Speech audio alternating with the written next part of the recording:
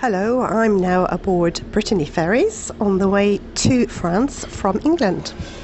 You can see out the window it's a beautifully sunny day, and I'm here with John, who will appear in a minute. And I've been talking to quite a few people on board the boat to get them to introduce themselves to you, to say a little bit about themselves, a mixture of accents, a mixture of nationalities, which is very interesting.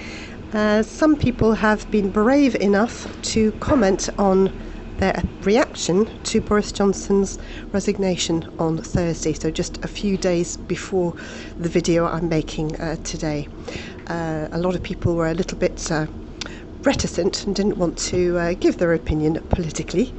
And here we have John just arriving, having to wear a mask at the moment because COVID cases are rising once again. Anyway, I hope you enjoy the little interviews that you were about to hear. Bye. We live on the Isle of Wight, which is just over there. If you've got you can turn it round. And we often look out the window and see these boats going past, and we always think, I wonder when we can go back on that boat again. So there we are, and here we are. We're having a lovely time. It's like going on a cruise. I'm Erin Reyes. I live in England, but I'm from California. And we also have a place in Spain, so we are taking the boat over to France because we have a dog, and you can't fly in and out very easily out of the UK with a dog. So we have our little dog, and we're taking the boat over to France and driving down to the northern coast of Spain in the Basque Country, San Sebastian.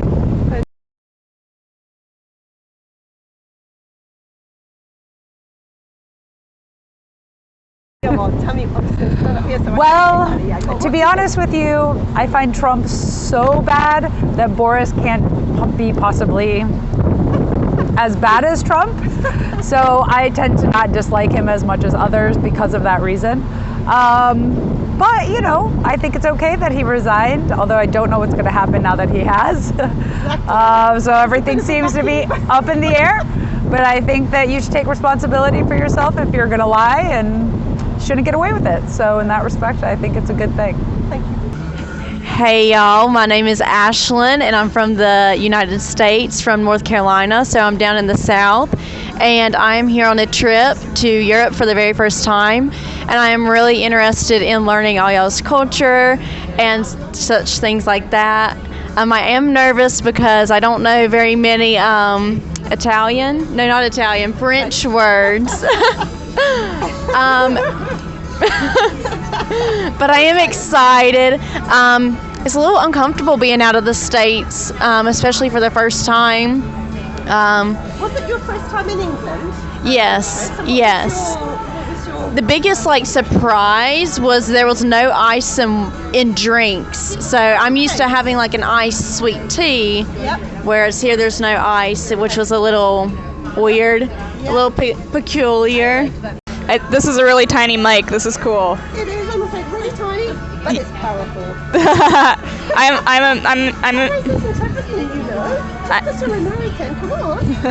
I'm a musician, so I like microphones, so this is what I notice. So, tell us where you're from. I'm Maya. I'm from California, so yeah, United States. I guess I'm here on the same trip, but I'm from a different school in a different place. So are you are there several school groups together? Or? There's two. Okay. There's the North Carolina one, and there's the California one. Okay. And you didn't know each other before? You just met each other? Well, I knew people that were at my school, but not people not at my school. And what are you looking forward to about going back to France? You said you were there when you were younger. Yeah, I don't really remember it, so it's kind of my first time in France, even though not technically. Okay. The only thing I remember about the last time in France, this is weird, but in the Eiffel Tower, there are signs that say watch out for pickpockets or something. Yep. I remember that. That's it. That's literally it. That's the only thing.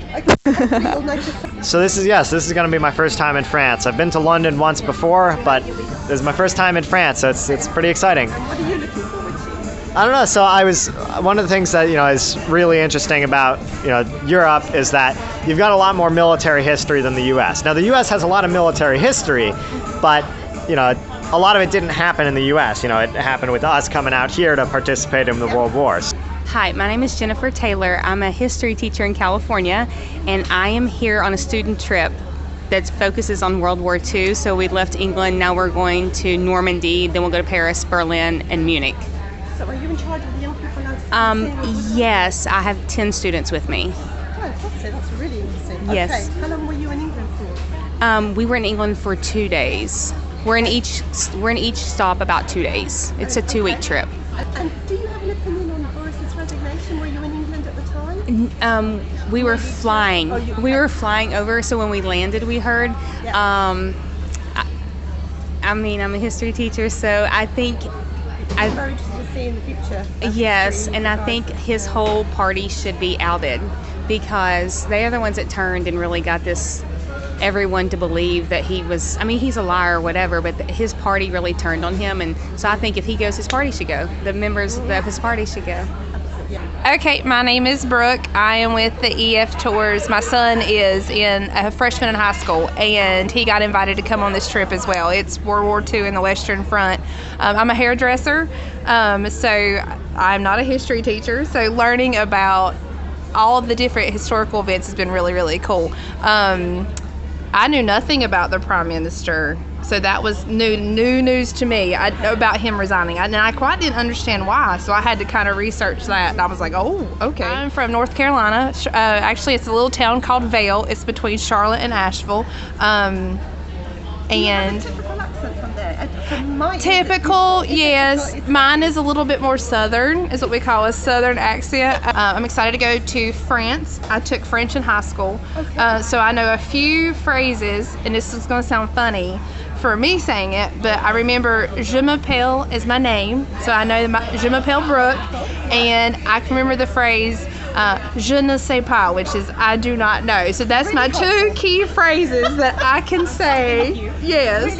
And I tried to download Duolingo to kind of refresh so I could read and write it, but I had a very hard time speaking it because of my accent. So it sounds garbled anytime I would speak it, but I kind of refreshed just so I could make sure I go in the right restroom, so I know that I could read it. I have a hard time speaking it, but that's my 2 key phrases.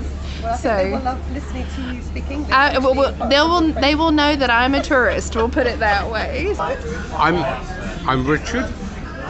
I'm retired, obviously, and I mostly live in England, but I come to France for 2 or 3 months in the summer. Do you speak French? A little. It's not very good. So do people speak to you in English when you're in France? My immediate next door neighbour is fluent in English. She's French, but she's fluent in English, which is excellent. And some of her friends are also fluent, which is quite nice. And what do you particularly like about France? Oh, I like quite a lot of French things. I've been coming here in this particular phase for 20 years. And so I tend to like the food, the cheeses, the cuisine. I like the moule and the boulot. Not everyone likes the boulot. And the escargot, for that matter. Yes, so I'm quite fond of that type of food. Yeah, lovely. And one last question. Do you have anything to say about Boris's resignation? Well, I was a fan, but I began to think that his errors of judgment were becoming worrisome. The whole business of the parties, how could they have been so naive? Because there's always somebody who's going to tell on you. And lastly, appointing that man as the deputy whip against the opposition of the whip's office when there were bad rumours. That was really stupid. It was a really bad decision, and it's cost him. That's the end of it. But I think maybe this is now for the better. I'm hoping we're going to get somebody good.